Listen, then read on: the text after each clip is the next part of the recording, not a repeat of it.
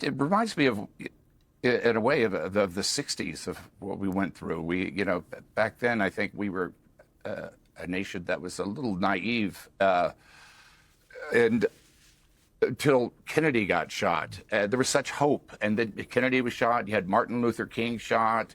Robert Kennedy was shot. Those were 2 months apart. We had Kent State. We had Woodstock, and then we had Altamont, which ended things. There was a lot of people. This country was very divided, and people were at each other's throats. But at least we were listening to each other. There was a real debate going on in this country, and but now it's.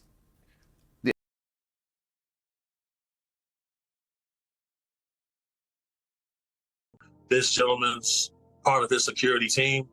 Yeah, that they came to Ben Affleck and they said, your wife's on these tapes. So that's somebody confirmed to be facts. Jennifer Lopez. For sure, not confirmed. On the tapes, meaning that, you mean maybe videotapes, footage, whatever it is they confiscated there? Yeah, because whenever I meet people like Combs, they like to keep trophies. They like to keep memorabilia from these escapades. And, this is something that's a lot more common than people think amongst elite parts of society. Because, once a rich guy realizes that, wait a second, no one's going to tell me no. Depending on how you're raised and your moral compass and what you believe in, I've seen a lot of guys get off.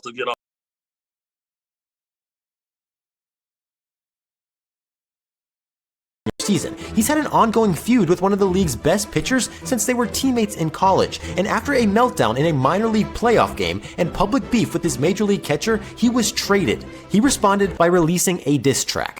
Yes, my name is Trevor. You would never, ever, ever in a million years be clever enough to leverage me back. He once threw a baseball over the center field fence after being taken out of a game. He's told batters what pitch was coming, has pitched with one eye open, was accused of pushing a fringe conspiracy theory on the mound during a Major League Baseball game. And once, just as a troll, Trevor Bauer specifically requested his team pay him a salary of $6,420,969.69. He's had public feuds with multiple coaches, teammates, opponents, and even MLB itself. He's accused one of the league's best players of cheating. Several years later, he likely used that same method of cheating to go from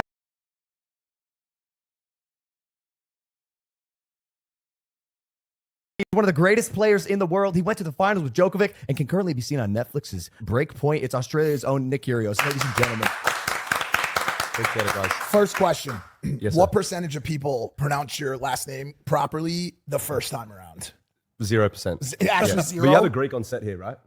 There he is over there. Oh, yeah, we got one Greek? Yeah. I can just tell by his accent straight away. No, but 0% of people. I had to be told like 14 times. Yeah, it's the G. I had Kyrgios, I had Cheerios, dude, I could not get it right. So it's Greek in origin, yeah. My dad's Greek and my mom's Malaysian. So weird mix. No, I knew I was going to get it right. I was going to get it right.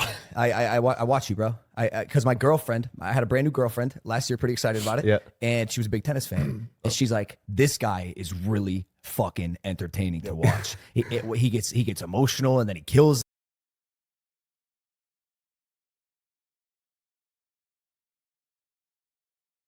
In hard, it's okay. It's important, and when you see somebody else doing something that works, well, you gotta kind of do it too, or at least try it, and then you follow them, and I did some of it for other players or for a lot of them, and now others are showing it how it's done, and of course we live in a very statistic-based world.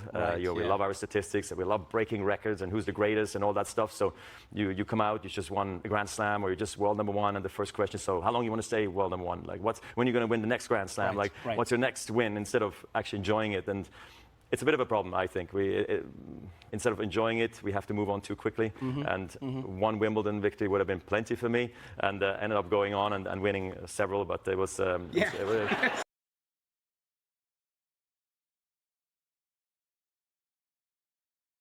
It's absurd how he can be completely away with it. I was in a returning position.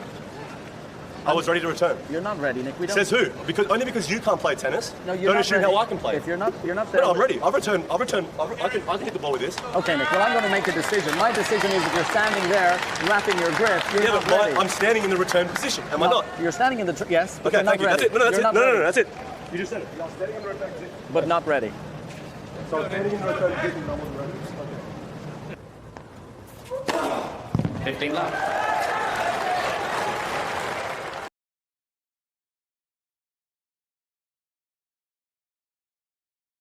Today. Well, I hated tennis when I was young. So, I was very chubby, overweight as a kid, and my mum she was like, okay, we got to get you doing some sport or be active. So she dragged me down to the local tennis courts, and I remember I was crying all day, hated it, didn't want to be there. Anyway, I gave it a chance for a couple weeks, couple months, and the coach was like, oh, he's picking it up pretty quickly. And then that was a defining moment, because ever since that coach said that, it's like my father and my mum put everything into tennis. They sacrificed. My dad and my mum had nothing growing up, and I guess they kind of saw me as the person in the family to eventually, try and make it and help them out and help the family out. So, look, tennis was.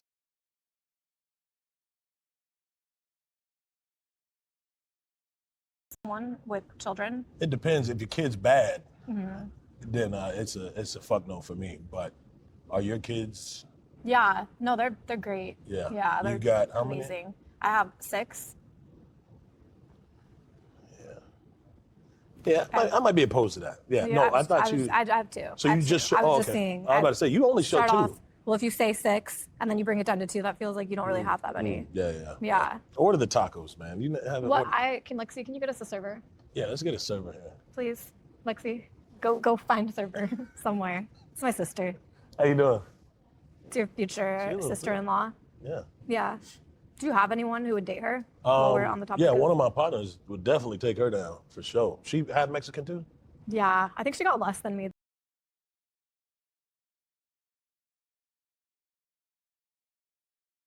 Out and it's like, wow, my life's amazing now. But I do miss playing tennis a bit. It's all I've ever known since I was 7 years old. My family loves it. All my friends know me as Nick Kyrgios tennis player. So I do miss it a little bit, but at the same time, I've really enjoyed the time off. Yeah, I'm glad to hear that. It's good for the honesty. I think people forget that we're human and we need a break sometimes. What's your earliest childhood memory that you think has defined who you are today?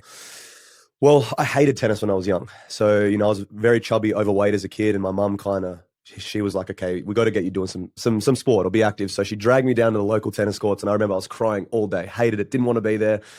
Anyway, I gave it a chance for a couple weeks, couple months, and the coach was like, oh, he's picking it up pretty quickly. And then that was a defining moment, because ever since that coach said that, it's like my father and my mum put everything into tennis. They sacrificed.